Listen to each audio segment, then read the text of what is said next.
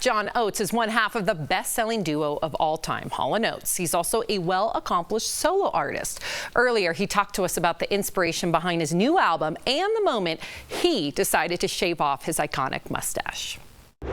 We are so excited. John Oates, welcome to DBL. It's great to be virtually here. Yes, virtually is very exciting. John, you have a new album out. It's called Reunion. Talk to me about what's the story behind that title.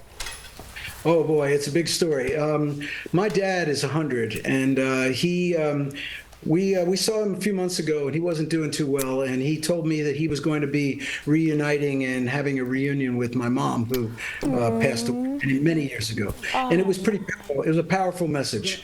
There he is. Yeah. Oh my gosh, that's beautiful. But I thought it was very powerful. It hit me emotionally, and I started thinking about it, and I said, you know, not only is that going to happen, but considering everything that's been going on with Daryl Hall and the fact that I'm not going to be working with him anymore, I needed to reunite with myself. I needed to rediscover who it was that I was. You know, after a 50-year partnership and relationship, you know, you kind of sometimes get lost in that. Yes. And I needed to basically rediscover the roots and the musical influences that made me who I am, and that's what really this album is really all about. That's good for you, John. I think artists always need to check in with themselves. So congrats on you being able to recognize that and then do it, because now you have an album.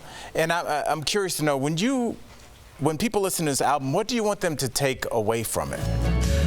I'm making ready for my reunion.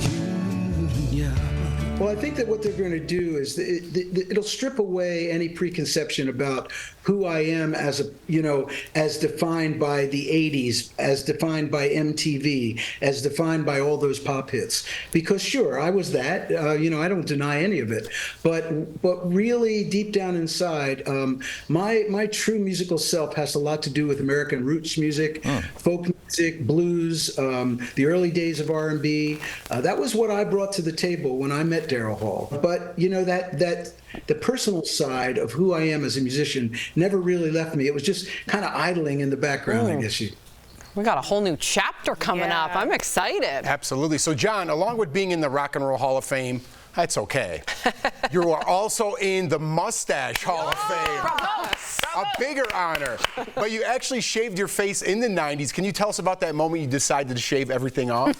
You know what I learned very early on? I've been on the road too long when I start cutting my own hair. As soon as I start cutting my own hair, I know it's time to go home. But so what happened was I was in Japan. We were invited to do a celebration of John Lennon's with Yoko Ono and a bunch of amazing artists. And the night before I was supposed to fly home from Tokyo, I just was in the hotel room looking at myself, and I went, dang, this has got to go. And I just shaved it off and walked into the airport the next day, and everybody fell on the floor. They had never seen me without a mustache. Wow. But you know, it's one of those things. It's kind of back, you know, attached to a little goatee. Oh, it looks good. Looking good. I have to jump in for 1 second, Erica, and just say, as somebody that I've done stand-up professionally for 20 years, some of those years 40, 42 weeks on the road, I've never heard anybody speak to that. It's so true. So you felt my seen. goodness, I have gone to a Sally's Beauty Supply, gotten a mirror, and been cutting my hair and being like, what are you doing? And then you'll mess your mustache up, and then that's got to go, and you show up at the show, and everybody's like, what's going on with you? That really spoke to me in a strange way. Thank you. It's so I don't know what it is. It's so true. Well, you know what? Good. So I'm not the only crazy person out there. We're all crazy at the highest. One of Hall Oates' most known hits is Man Eater, and there's a piano version in Jennifer Lawrence's latest rom-com. How does it make you feel that your music from the 80s is still being listened to specifically by the younger generations today?